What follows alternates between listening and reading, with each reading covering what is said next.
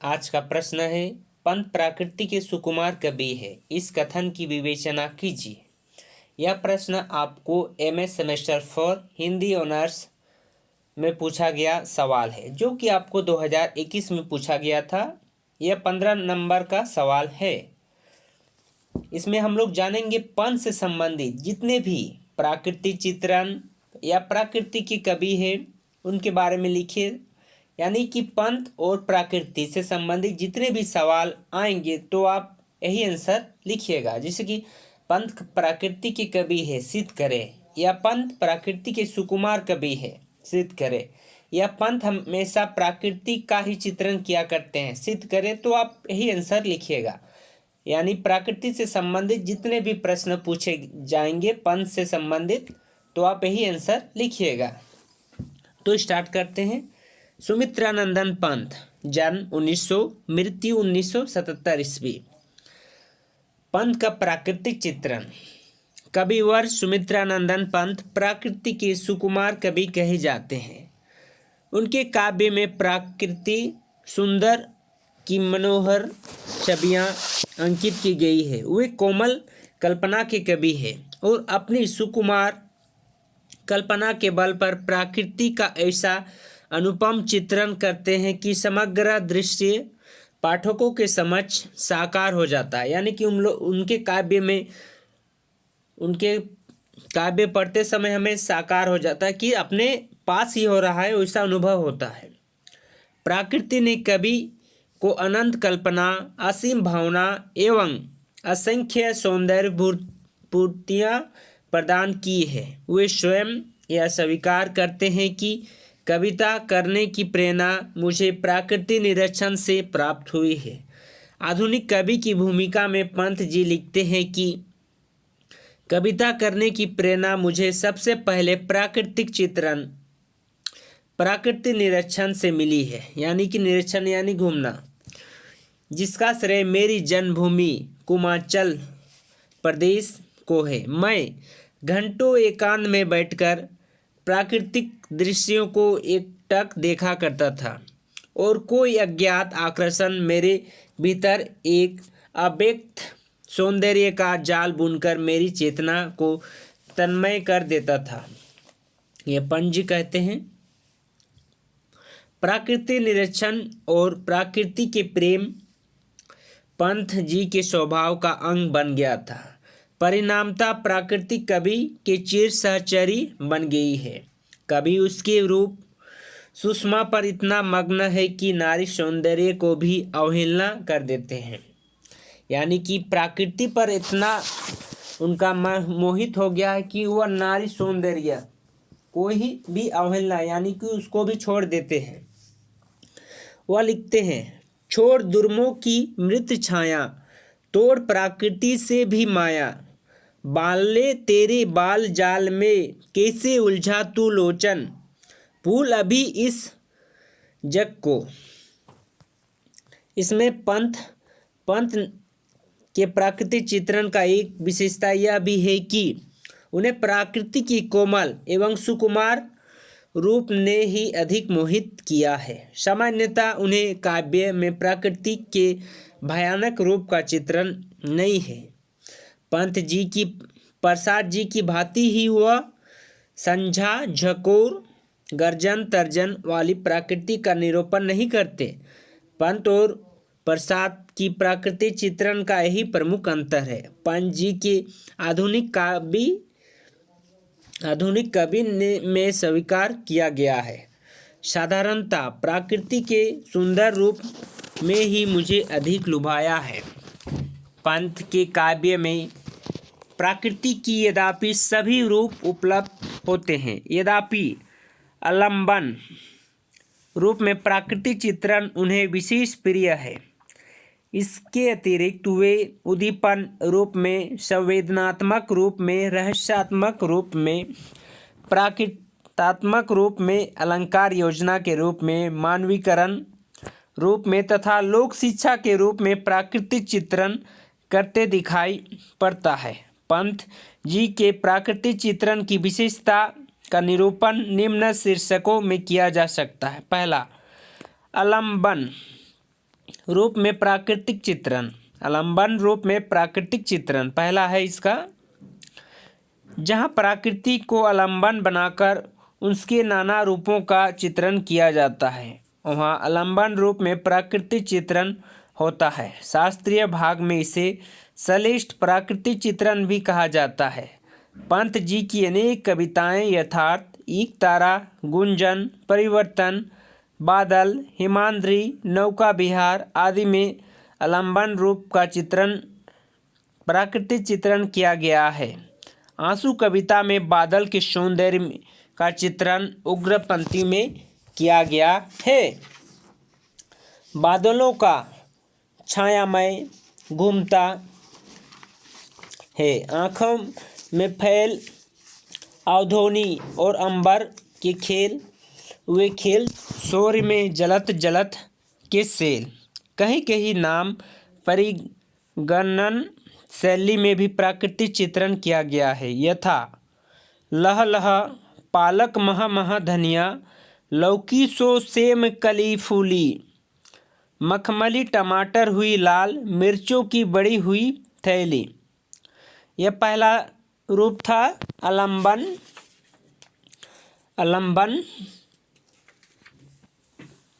दूसरा में है उद्दीपन रूप में प्राकृतिक चित्रण, जहाँ प्राकृतिक मानवीय भावनाओं को उद्दीपन करती है, वहीं उद्दीपन रूप में प्राकृतिक चित्रण होता है।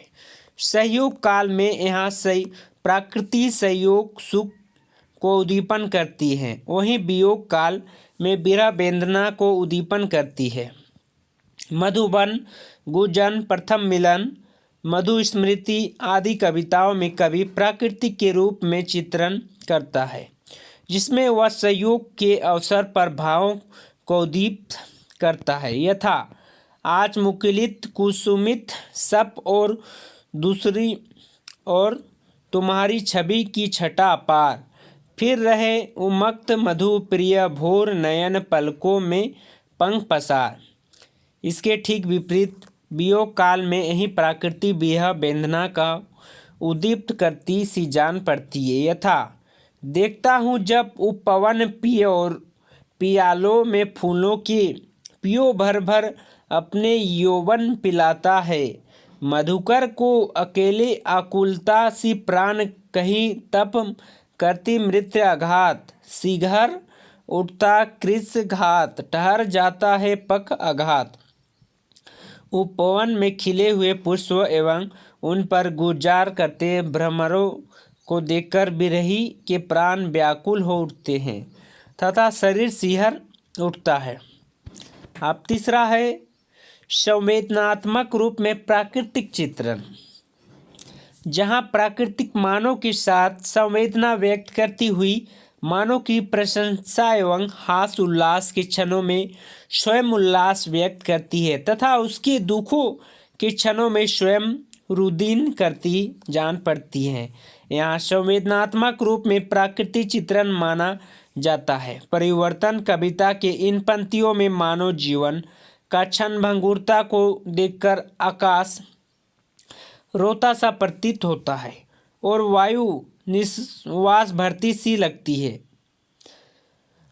अजिरता देख जगत की आप शून्य भरता समीर निर्वास, डालता पाता पर चुपचाप ओस के आंसू नीलाकाश। चौथा में है रहस्यात्मक रूप में प्राकृतिक चित्रण, यानी रहस्यात्मक रूप में प्राकृतिक चित्रण। छायावादी कवि पंत ने प्रकृति के उन्हीं अज्ञात अगोचर सत्ता के दर्शन जहाँ किए हैं, वहाँ रहस्यात्मक रूप में प्राकृतिक चित्रण माना गया है। पंत की मौन नियंत्रण कविता इस दृष्टि से उल्लेखनीय है क्योंकि उसमें कवि को सर्वदा उस अज्ञात सत्ता के मौन नियंत्रित का आभास होता है। देखा वसुंधरा की युवन भार गूंज उठता है जब मधुमास, विधुर उर के से मृद उदागर कुसुम जब खुले पड़ते स्वच्छवास, नो जाने सौरभ के मिस कौन संदेशा भूले बेचता मन। बसंत ऋतु में जब पुष्प खिल जाते हैं तब उसमें से पुलपित होने वाली सुगंध के द्वारा कोई अज्ञात सत्ता मुझे अपने मौन संदेश भेजता प्रतीत होता है। पांचवा है प्रतीकात्मक रूप में प्राकृतिक चित्रण। छायावादी कवियों ने प्रतीकों के प्रयोग में अपने काव्य की प्रचुरता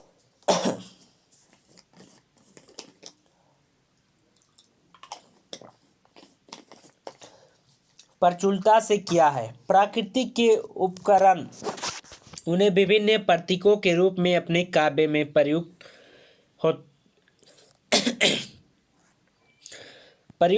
किए हैं। उदाहरण के लिए उर की डाली कविता को ले सकते हैं, जिसमें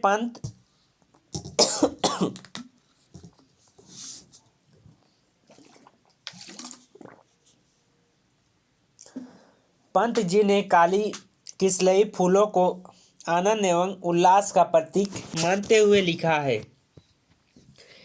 देखूं सबके उर की डाली किसने रे, क्या क्या चूने फूला, जग के छवि उपवन से आकुल, उसमें कली किसलई कुसुम छूल। छठा है अलंकार योजना के रूप में प्राकृतिक चित्रण। पंत जी ने प्राकृतिक चित्रण अलंकार निरूपण में भी किया है। उन्हें उपमा,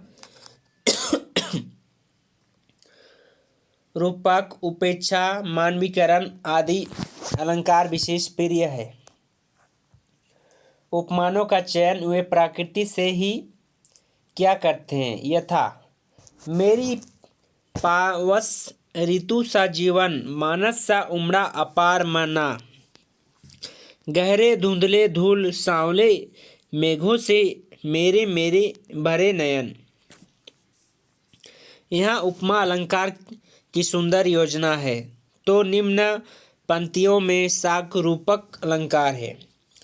अरे बासुकी सहज फन, लय अलचित चरण तुम्हारे चिन्ह नियंतर, छोड़ रहे हैं जग के बिछत बच स्थल पर, मृत्यु तुम्हारी गरज दत्त कचुक कल्पांतर, आखिर विश्व ही विवर वक्र कुंडल दिख मंडल। यहाँ परिवर्तन को हजारों फनों वाला वासुकी नाथ सर्प बताया है। मृत्यु से ही उसका विषदंत है और युग परिवर्तन ही उसका केचुली है। संपूर्ण संसार ही इसका विवर है तथा उसमें अपनी कुंडली में संपूर्ण दिशाओं को बांध रखा है। सतवा है मानवीकरण रूप में प्राकृतिक चित्रण। मानवीकरण रूप में प्राकृतिक चित्रण। छायावादी कवियों ने प्रकृति पर मानवीय चेतना का आरोप करते हुए उसे मानव की भांति हंसते रोते हुए विविध क्रिया कलाप करते हुए दिखाया है। पंत जी ने छाया, बादल, संध्या, नौका विहार, चांदनी आदि अनेक कविताओं में प्रकृति का मानवीकरण किया है। गंगा की एक तरवनी नायिका के समान बालू रूपी शैल्या पर थककर लेटा हुआ वे चित्रित करते हैं। सकेत सैया पर दुध धवल तन्वनी गंगा, ग्रीष्म बिरल लेटी है श्रांत एकांत निश्चल।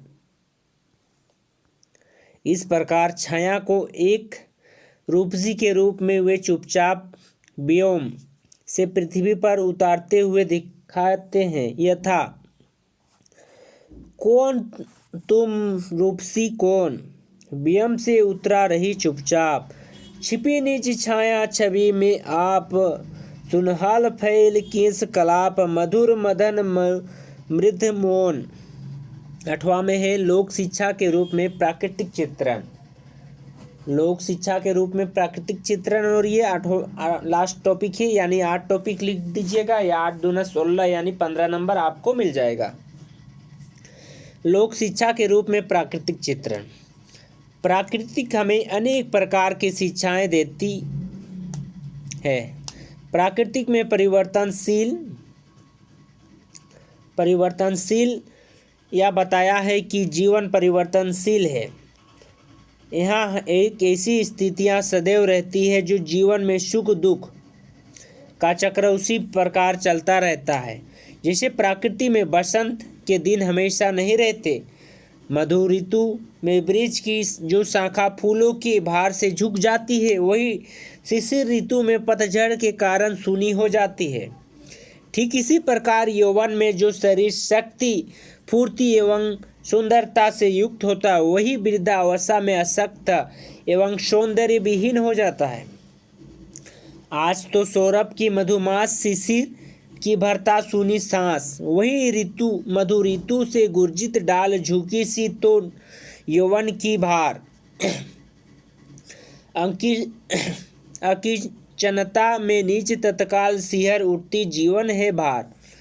कविवर पंत ने प्रकृति का संपूर्ण सौंदर्य अपने कविताओं में सिमट कर तयशुभ प्रयास किया है। वह प्रकृति के कुशल चित्रक है। आलम्बन रूप में प्रकृति सौंदर्य करने वाले हिंदी कवियों में वे अग्रणीय है। प्रकृति में नैसर्गिक सुषमा को अपने लेखन का विषय बनाने वाले पंत जी निश्चय ही प्रकृति प्रेमी है। कवि ने प्रकृति के में मानव आत्मा का रूप रंग भरकर उनका अपूर्व अंकन किया है। डॉक्टर देवराज के अनुसार प्रकृति पंत के सौंदर्य रूप का सहज आलम्बन है और उनकी वाणी में सहज विषय। हिंदी काव्य में पंत जी प्राकृतिक चित्रण के लिए जाने जाते हैं। निश्चय ही प्रकृति के इस सुकुमार कवि ने प्रकृति सुषमा का सहज आकर्षण एवं मनोहारी चित्रण अपने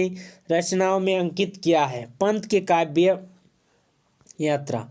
कविवर सुमित्रानंदन पंत हिंदी के ऐसे कवि हैं जिनका कविताओं में स्वर्ण रूप एवं स्वर्ण समय के साथ बदलता रहा है।